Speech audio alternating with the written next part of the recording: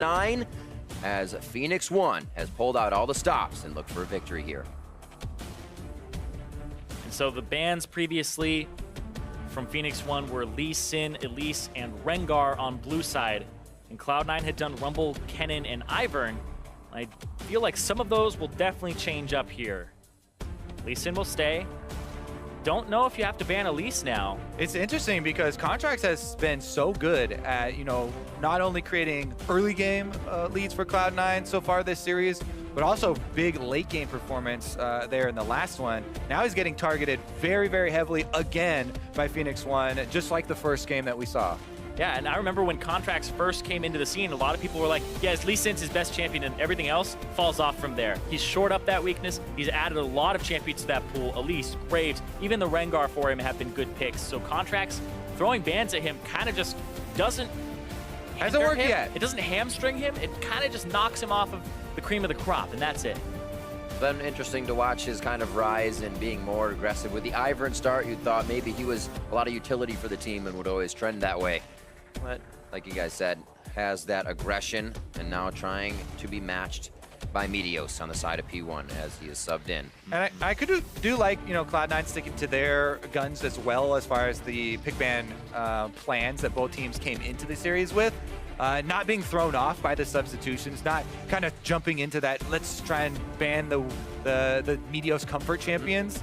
Meteos to me is a guy that, yeah, he does have those comfort champions, but man, he has put in a lot of time in a lot of different champions as well. And he still has things like the Gragas that are just ready and waiting to pop out. So we'll see what they decide to first pick here. So many options still available. Will they again go with a jungle takeaway from Contracts and kind of make it that semi-4 bans? I would think it's kind of Elise or Lulu here in my mind for Phoenix1. I think would be the two really obvious ones to go with, because the Elise would be the 4th pick that they would strangle away from Contracts, and another comfort one. He'll have to play something like Kha'Zix or Ivern this game. There's the AP in the jungle we're looking for from Phoenix1. And I gotta say, C9 has a rookie pulling 3 bans and a first pick in the jungle, that's worth right there. Like, even if Contracts, I would say, like, does nothing for the rest of the game, that's a damn good job right there, pulling a whole bunch of bans. Not everybody does that. You don't always have to play around certain players on a team. Like, you'd love to be able to throw bans at Jensen, at Impact, get him off some tanks, but if they're spending them all on Contracts and he still performs well or neutral, that's a win right there. Gotta respect the guy when he's on. A lot of the same coming through from Cloud9 as well compared to game number 1 for them. Sneaky and Smoothie feel very comfortable with this duo, and rightfully so. A lot of early lane control for themselves and the late game initiation potential there, as well as defense versus assassins also works versus Elise, right? Lulu protects very well against her as well. Yeah, Lulu is just a huge blocker for people who want to make plays. And then you have your own playmaker on the Ashe. It becomes very frustrating to make a play and have it succeed against a Lulu. So it means things like Talon become less likely to be picked. Even Ahri is something that you have to really consider, what's the Lulu going to do here?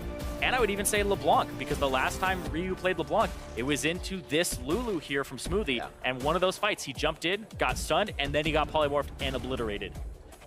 So the Zyra pickup provides a strong lane, also safety for someone that might take an arrow to the face. Yeah, we've also been seeing Phoenix1 have low pressure bottom lane in these last 2 games, and now they have one that you expect to force push up the whole time and get some wards behind them so they aren't as easily ganked. I mean, they've had Karma the last 2 games, and Karma not too shabby either. So we'll see how Stun can do here. Definitely can combo very well with the Varus, and if you're able to land up one of those snares. You do have to be very careful, though, about the level 6s from both sides. Possibility of getting those kills early on. Oh, a Kassadin ban from Cloud9. Very interesting. They do have first pick in the 2nd round of the draft phase. So they could even go with the LeBlanc on their side if Jensen wants to try his hand at it. They did definitely feel the pressure from all the sustain of a Gunblade, and might fancy it himself. Yeah, you might have to ban it yourself as well. Top laners get a bit more love here as C9 focusing that on their side in the first phase of bans. Now 18 seconds here in Cloud9 with their final ban. Maybe Ari take that away from Ryu.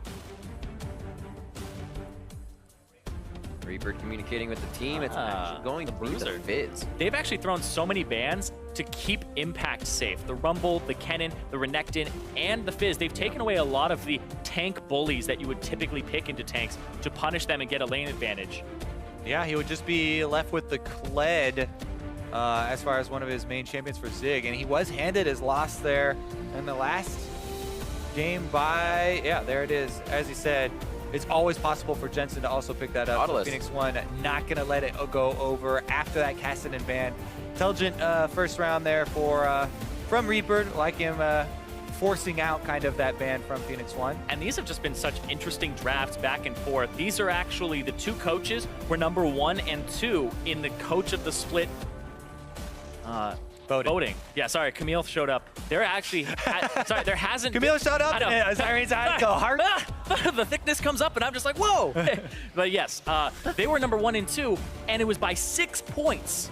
6-point difference between the two. That is insane. That is 2 first-place votes of a difference between these two coaches. That's how much everybody was voting for both these guys. And look at that. Meanwhile, I can do anything, you can do better. Man, it feels like Ray and Zig kind of learned from each other, because last time they played each other, Ray actually played Kled into Zig, and now he's playing Jarvan into Impact. But I gotta say, if you're playing Jarvan into Impact, you gotta suspect that Impact plays one-on-ones against Ray on that champion. Yeah, it does feel, though, kind of like Cloud9 have been one step ahead in this pick ban phase, as Jensen's going to lock in his very, very successful Echo into the Syndra now as well. And they've got Impact on the premier tank in the top lane. He's done such a good job at flanking and being that front line for the team.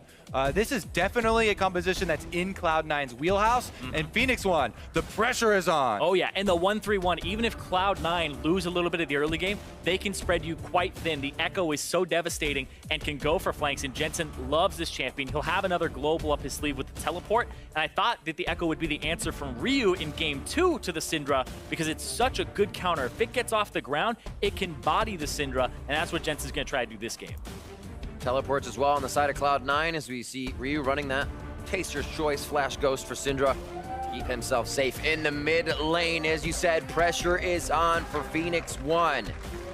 They have tried to soar high since being a team placed in the promotion tournament, and now up playing in the semifinals for a spot in the finals in Vancouver. Cloud9 trying to halt them in their tracks with 2-0 now as we head into game 3.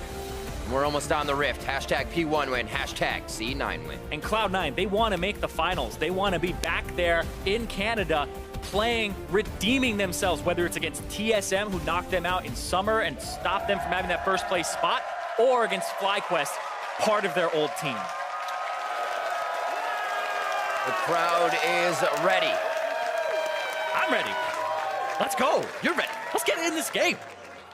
Ready in T-5, and we are on the Rift. Game 3 here of the semifinals. BO5, and Cloud9 looks to keep their losses a best of 5s, only at 1 if they can get this victory. And I'm sure many fans' eyes will be on Meteos here and what he can do to change up the early game for Phoenix1 on his Elise, one of his favorite champions, one of the premier early ganking champions as well.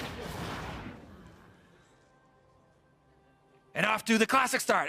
Stare down in the river. Who's going to get the Raptors first? That's pretty much it. He's already put points into the W. You always take that on Elise at the beginning. You can check rush, etc. Walk up C.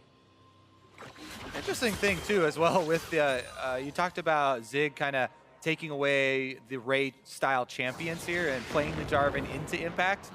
That is Impact's practice partner. Yes, that's so he's definitely had a lot of time to play against the Jarvan. And it's also Ray's most played champion of all time at 15 games. I believe now, actually 16, now he's 11-5 on it. So he's played against somebody who is so practiced on that champion too. But I will say, we talked about how Zig performing on carry top laners, undefeated on things like Jace, also the Kled until that last game. That was his first loss ever on that champion in professional play.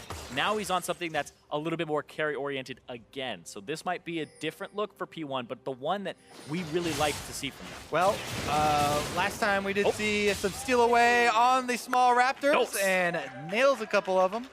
Got himself 2 of the small ones there. Walks away with 20 gold, a little bit more experience. See that communicating to the team actually as he wipes his hands off quick, gets ready for the top lane. And I will say, when you take 2 of those, you actually stop level 2 from coming out for the jungler. And that really sucks for contracts because now Meteos gets to go take his blue. Yeah, and it definitely does mean a lot for the Kazakhs especially as far as the clear speed and trying to get the isolation to finish off that Raptor for your Q, because often, almost always, you'll start the W there for the AoE and spikes, but not able to count on the extra experience. Ward here from Jensen, but Meteos didn't waste any time. He left the large Raptor and immediately went in to go steal that. So already, Meteos here making aggressive moves, and Contracts is going to be on the back foot for quite a while. Yeah, and he has almost no idea exactly where he is because he could be bottom right now, ganking. And that's the funny part, too, is he took that blue, but they didn't see him return with Jensen's ward. So now you're going to see the bottom lane go for a ward here. Cloud9's like, where is he? And my question is, because Meteos, you can still easily gank bottom lane. I mean, early game, bottom lane is super, super easy for Elise to get into, you know, either over the Dragon Pit or using any of the Blast Cones. My question is, will Meteos follow up on his threat against Sneaky, talking about camping bottom lane, and I'm going to be all over there? Sneaky's like, I'm going to go in your jungle. Sneaky's playing Ashe, though. He doesn't have to go into the jungle. He just hawk shot and find where Meteos is. True. A little bit of a cheater. Yeah, say. Saying they would constantly invade. We'll see if they stay true to the story here in Game 3. Yeah. I do want to talk about what we had just saw on the screen there, because that was a 9.6 CS per minute for Jensen, and he had about 2 more CS per minute over Ryu. And that just shows that Jensen's consistency in winning, losing matchups, whatever he's playing. He's getting control of mid, and he's constantly on top of his game. And those things add up very quickly to large gold leads yourself. As well, you got to play it very patiently and safely, knowing Contracts is having a bit slower of a jungle, so you have to play safe, but still has the upper hand. There's 2 people coming in here, and Meteos is just chilling. Flash forward, the ward was there, Repel is up, but he can only come down so far away. Is it a double buff refresh coming in? Meteos stays alive, he's got to walk on this one. And he's not going to hit the Blast Cone, doesn't want to affect Zig too much, and he gets out. It's actually a great save. Summoner spell advantage for P1 there. Yep. A little hairy. Yeah, that was strange because Impact left lane, and then they kind of just waited. Meteos, don't know if he expected Contracts to be there. I think well, you definitely should be expecting the full commitment there. And he is able to get a decent trade off. Got a little bit close for comfort there. We'll see how he is able to affect the bottom lane now as he heads off to go grab the Krugs. Meanwhile, Smoothie and Sneaky continuing their control of the bottom lane. Contracts, though, still feeling the pain from that they'll still hit you. 2 Raptor camp small steal away from Zig. Yeah, he's going to be, I believe, a level and a half down after all of that. So it's really rough for him, and it's not going to get much better either. He goes for early Tracker's Knife, whereas Meteos has more dueling power and levels. And Meteos should know, they should be communicating to Meteos that the bottom lane of C9 just went over towards this Tribush to place that ward. So if he really does want to affect that bottom lane, there are a lot of options. You can Blast Cone, you can also save your Repel to try and attack Sneaky, and if he doesn't want to gank bottom lane, then he can just try and get some of that vision around mid lane that we were mentioning for a possibility of trying to help out Ryu and change the face of the game. Spotted by the hawk shot, that ability. As junglers, hate it. Hate it when there's a good Ashe on the enemy team who can constantly just throw. Even if you see the camps that are up and the camps that are down, that gives you still a lot of information because you know that that person is not going to be in that area for at least the next 2 minutes if you see it go down and he's on Either you see them or you don't. It's still information the team can use. Yeah. It's busted. Yes. Tell Riot. So looking at this game, 6 minutes in, no real lead in either lane, and definitely a slowdown for Contracts. Nobody's really been fighting, but he has opened each game with 2 kills. Still has that chance, but Meteos has already been able to put a little bit of a tag on him here in the early game. Yeah, it was teamwork to slow him down, make sure he doesn't get level 2 off of the first camp. And then took away his blue, got some of those camps over him. He's now kind of rubber banding a little bit back into this game and just sticking to farming, but that allows Meteos time to set up wards and allow for positioning, keep his lane safe. Yeah, and unless Phoenix1 can actually create some plays off of those wards, I think that Cloud9 are actually okay with going with a steady early game, going with the farm, try and just farm it out and wait for the opportunities where they really do shine. Here's the first roam from Smoothie and Contracts, once again working in unison. Got a flash. Jensen getting a flash from the laner there is big without having to blow anything himself. Because now repeat gankable very easy, and Contracts will hit 6, and we've seen him use the R multiple times to get into lanes. And not only did that move from the jungle or support combo lend some extra credibility to that all-in from Jensen, but also they cleared out all of those wards that Meteos and Ryu spent so much time setting up to try and protect against this. So here's one of the bigger changes that we're seeing, and it is the bottom lane really getting involved in this warding game.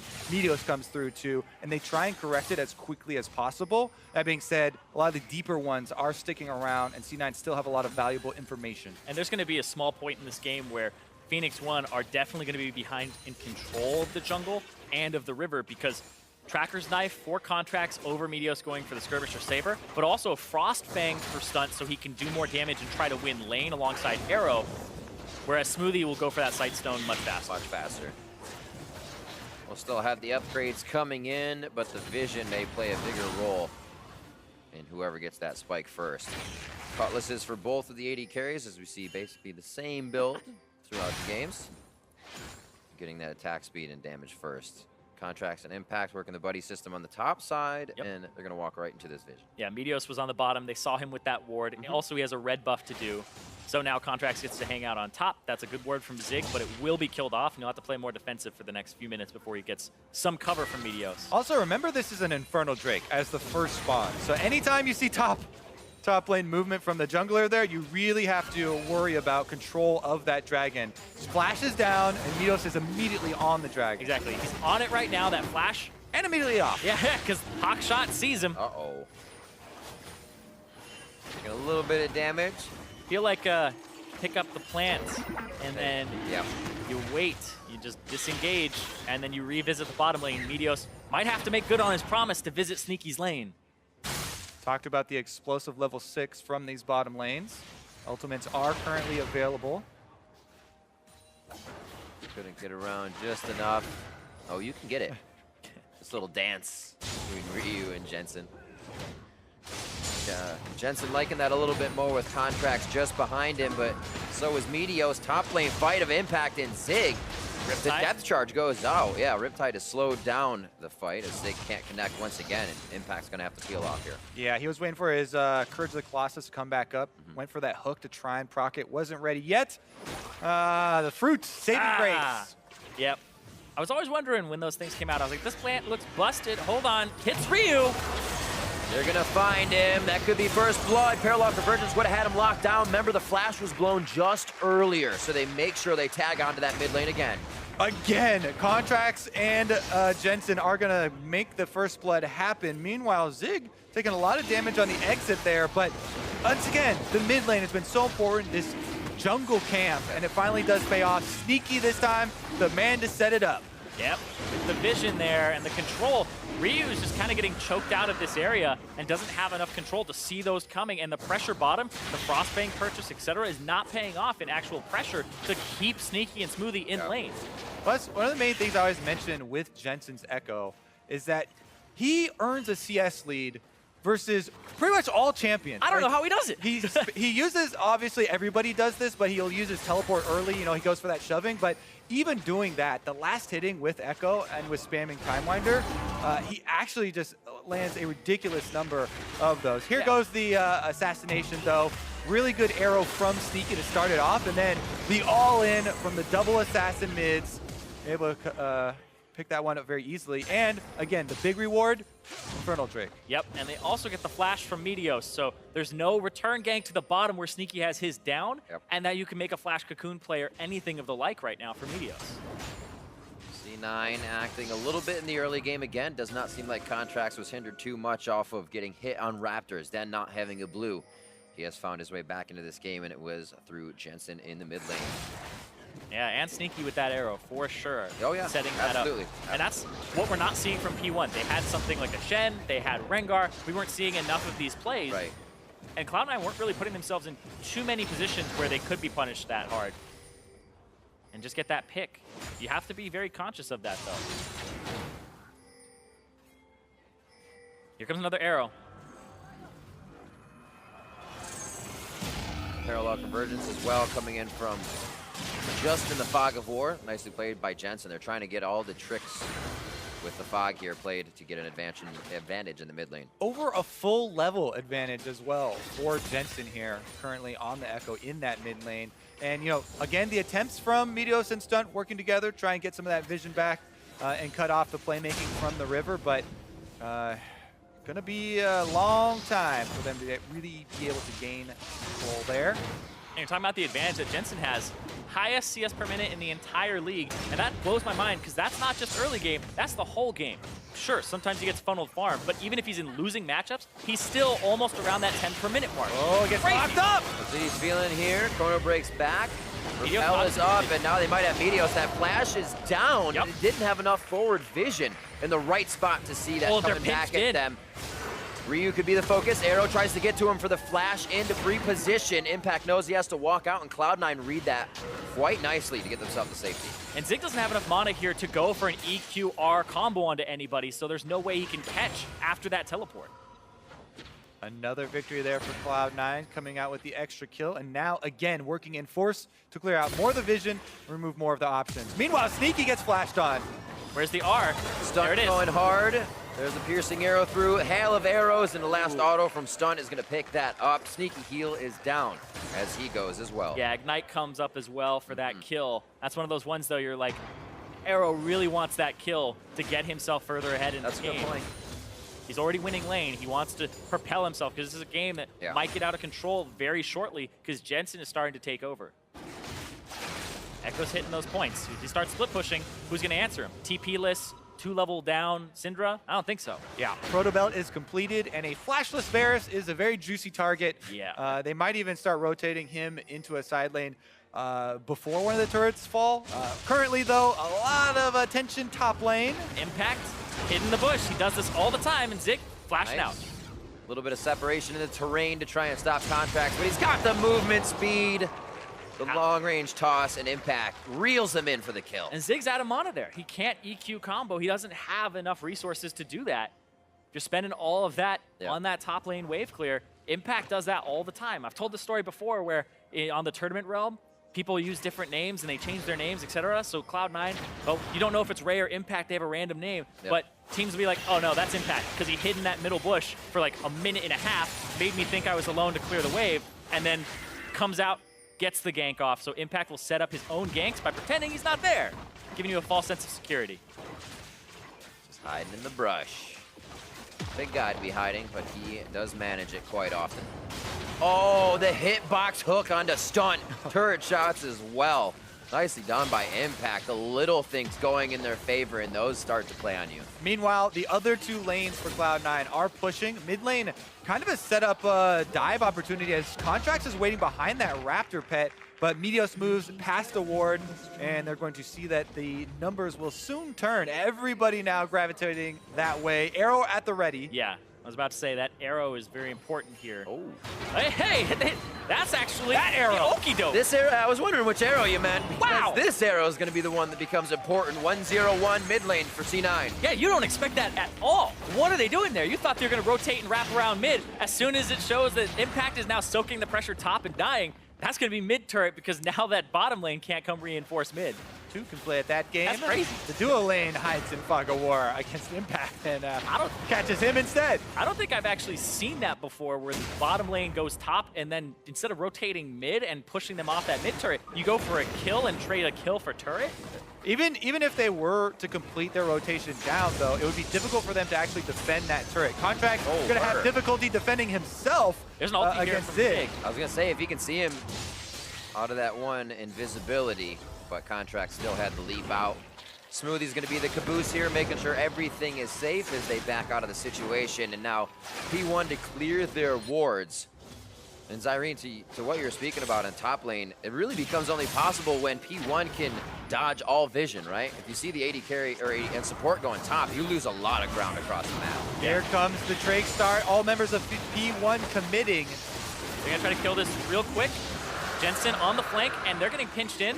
Arrow available from Sneaky. Hits, stun. Oh, he tried to back up. The team will look to help him. Jensen's going to go in a 2v1 situation. Stunts exploded by Contracts on the rest of the team. Now they're on to Meteos in the back line.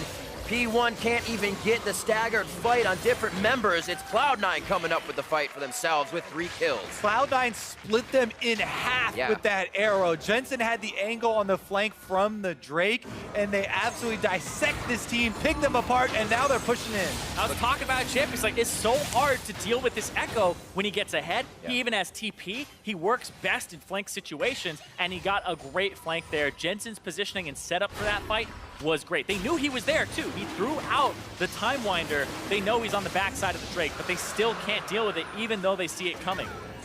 Arrow right down the middle, splits the team off. Half of them go for Jensen, who just ults himself back out. Contract immediately cleans up stuns, and Impact is able to peel for the bottom lane enough to keep Smoothie and Sneaky both alive. We're talking about that mid game from C9. They make calls like that. They make map plays like that. It's the setup for the fight that Cloud9 really excels at. Phoenix1, things are getting very difficult for them once again. They've been in this scenario already before in the series, fighting to get vision back, fighting to create some space for them to make plays. And it really does, again, have to be in a numbers advantage situation because they're starting to just get outstatted with all the extra gold and Infernal Drakes going over here to Cloud9. A little gold does sit in front of them with mid and bot turret, but in no way, shape, or forms are there waves or members ready to make that play. Chain of Corruption does slow it down, but Impact's already out, and Impact is already locking more down. There's the kill to start off the fight. Contract slow, he goes down to the Cataclysm, and now the fight continues. Depth charge back to Ryu. Zig, one shot from going down, and Sneaky sneaks one in to pick that up for himself.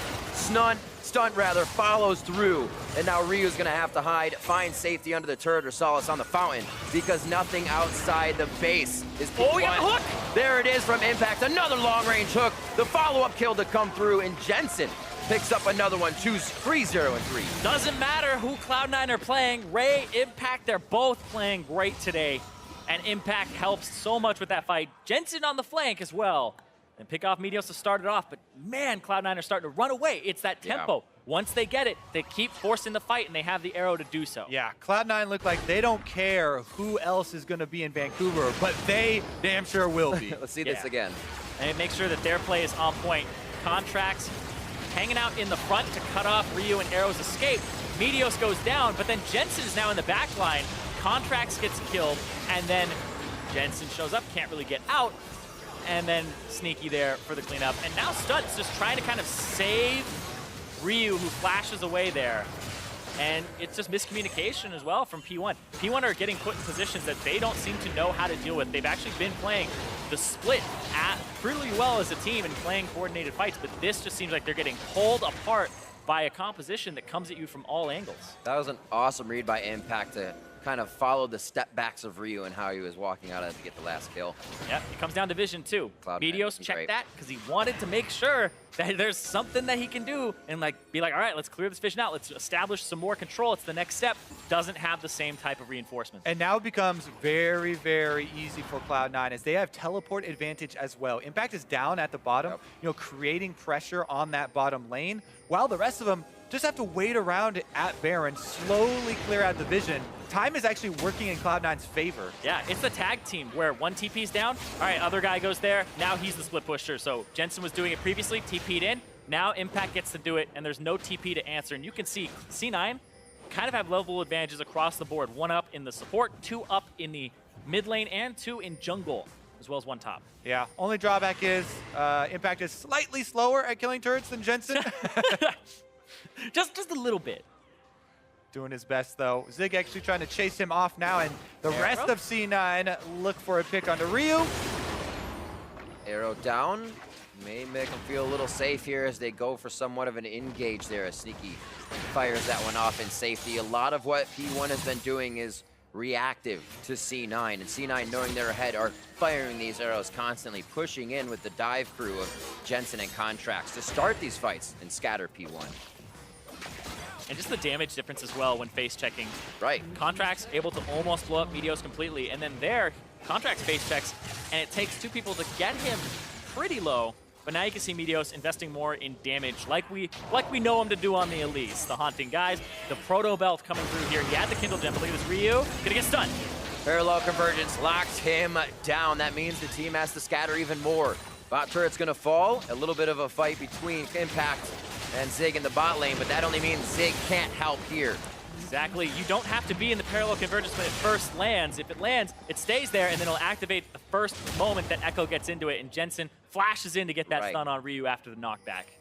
3 levels up now, just destroying. The composition difference is huge here, too. C9 split push, 1-3-1. P1 don't have answers. There's the Mage Eyes for Jensen. Here come the rest of the team from base, too. It doesn't look like Phoenix1 will get anything done. Cloud9 can just push him off his turret, then take the Drake afterwards. There's almost no recourse here for Phoenix1. They also have to worry about this Ash Arrow picking off anyone out of position. They're 4v5. Yeah. Almost a go for broke moment. Meteos gets hit. Somebody that can get out of the situation, but once he falls, he is the target and instantly hit up by Contracts. Zig, a flag and drag out of the pit. No follow there. C9's happy with 1, and they'll look for Baron. They got the Drake, but of course, it is going to be at the cost of a ton of pressure around Baron. There is maybe that Hail Mary play where Phoenix1 feel like they're losing this game so heavily that they have to make a super risky play. They have the AoE. But honestly, the steal is so low chance because it doesn't even come from a smite. It would have to be somebody throwing a long-range ability in there. And they did this in game 1. If it's 4v5, you don't even have to go for the 50-50. Just turn on them, go for the fight. Jensen there tries to zone a bit. Sun actually doesn't even throw the ult on. He throws in a root, and nobody really gets taken down by it. Yeah, you can tell. P1, they know what happened last time they all walked forward in a 4v5 at the Baron. They got destroyed, and the game was over then. So now they cut their losses, but it's a 10,000 gold advantage almost for C9, 23.5 minutes in. Jensen converting over to the Medjais as well, looking to add another page to that book as Cloud9 go for that purple victory lap right down into the base. And gotta be careful though, a little bit. But nobody else really around to capitalize. And now he's getting flanked by Jensen. So this looks like it might be Echo food. All right, here we go. A ring around the rosy. Oh, Jensen with the explosion onto Arrow. That means the DPS is gone. It's too graphic for the NALCS. Yeah. Can't watch that. In the blink of an eye. Oh no, we can't look anywhere. They're all dying. We can't show that on the screen. 16-3 here. As they continue in, we're only looking at 40-second death timers here. So Cloud9 also has to be careful going into the base, but they throw that to the wayside. Careful is not in the book. Cloud9 determined to get their spot in the finals, and Phoenix1 will get their chance in the 3rd place match. Still such an upward trajectory for that team. Each game more dominating than the last, more control. Even with the switch to the top lane, Phoenix1 trying to pull out all the stops as well. With Meteos and Stunt, but Cloud9 persevere, come out strong, finish at the end of the split strong, and they will be looking for the finals in Vancouver. A 25-minute victory from Cloud9 over the 3rd place team from the regular season. That was a shellacking. Absolutely amazing play for Cloud9. A 3-0 as they head to Vancouver for the finals, and definitely a game to watch for whoever their opponents are. We'll find out tomorrow. But like you said, shellacking as they came out very strong and found a groove each game, which makes it that much more dangerous when you know you're going to be in a best of 5 against these guys. That's what you want to see going into the finals. You want to see a 3-0 from a team that wants to take the title.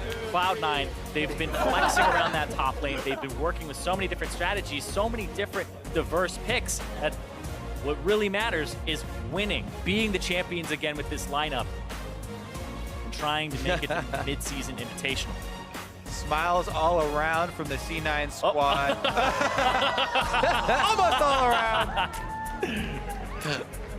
Oh, that is awesome. The camaraderie between these teams as well.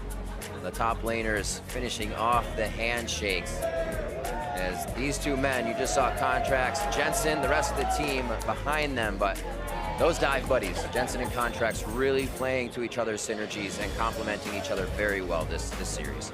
Absolutely. That's one of the things that I was really looking at is Jensen, he's played really well. He's had great laning statistics, but at the same time, he brought in a rookie to be alongside him, was able to kind of groom him to be more towards his style in the mid lane. And that was something that's always kind of plagued Cloud9 mid laners and junglers, is they haven't always gotten along, but this seems to be a good combo. As well, there seems to have been a change since Reaper stepped into the mix for the team. We heard when he came in, or even heard today from Captain Flowers that, Dash, the philosophy was kind of learning what the players wanted, understanding what the players wanted. But we also heard when he came in, this communication is a little mishap. So there were changes he did make to that team to make them definitely one of their main strengths now. Exactly. You know, the warding especially, almost always at least two members really fighting around that mid lane to keep up that vision for Jensen, for his lane phase, and also get all these picks to start out their snowball. Yeah, I thought it was really well played from Cloud9. What? What was that? Oh. At the end of the game, I would have gone crazy. But yeah, so Jensen actually went crazy for pretty much that whole series. Yeah. We talked about Ryu being a big strength for P1 up against Dignitas. That was not seen at all today. They shut him down. Didn't matter if he had Meteos. Didn't matter if he had an Ori next to him. Just vision control. And Cloud9 playing around mid. And coming out of that, we saw Zig at the end there kind of going, you know, smiles on their faces. What a change. He's going to Canada What anyway. a change for the organization, right? Exactly. So much this year that they were able to topple. Feels better than relegation. I will say that for sure. Feels way better than promotion tournament where Zig had been last split around that time in playoffs. Now he's played in playoffs. Not really the best showing there for the team, but they will have that third, fourth place match in Vancouver, so he'll be able to play in Canada where he's from. That's what I wanted to hit on, is there were definitely some flaws there. A week now to kind of look at those and see what they can patch up, because we saw P1 getting some of the champions that they wanted in Champion Select, and it still wasn't coming to fruition for them. So right now we're going to go head to stage side where Captain Flowers has an interview with Cloud9's mid